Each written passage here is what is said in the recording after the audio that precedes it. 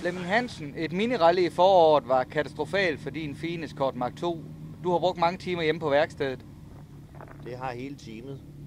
Hele teamet har jo gjort en kæmpe indsats, og uden dem havde det her slet ikke kunne lade sig gøre. Find reservedele til sådan en gammel dejlig Mark II Escort, har det været svært? Det var kun et spørgsmål at kigge på kortet, hvor mange penge der var, så bestille i England. Nymalet karosser og nydekoreret Rotman, så du er klar her på Munkebjerg. Er du glad for at være ude og køre igen? Rigtig, rigtig meget. Det er et dejligt sted og en god stemning, og nu har jeg fået taget nervøsiteten ud af kroppen igen.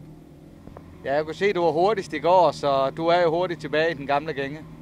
Jamen, vi kom sgu til at vinde det der i går. Det var selvfølgelig en fed fornemmelse. Hvorfor vi vandt, selvfølgelig var vi de hurtigste, men jeg tror altså bare, at dem kørte i regnvejr. Men det ved jeg ikke. Men, Det vil sige, når dagen i dag er overstået her på Munkebjerg, så kan vi se, om du stadig har farten til de kommende løb. det er rigtigt. Det må dagen vise. Vi takker.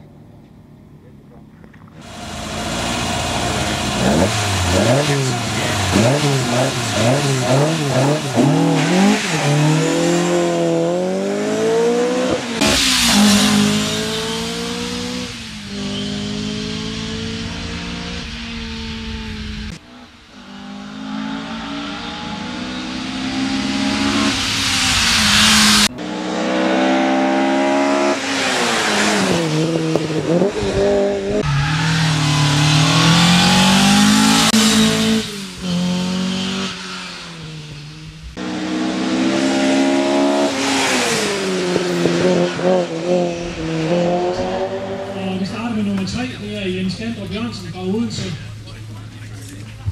Tillykke til Jens. Og så vil jeg gerne se Søren Deutsch, nummer 2. Fra Rigskov. Også tillykke til Søren. Og så vil jeg gerne se nummer 1, og det er Flemming Hansen fra Glumsø.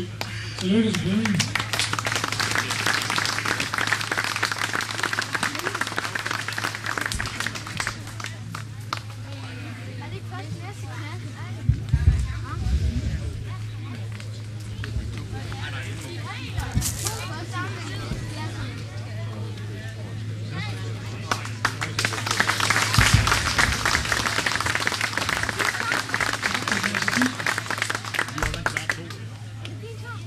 Så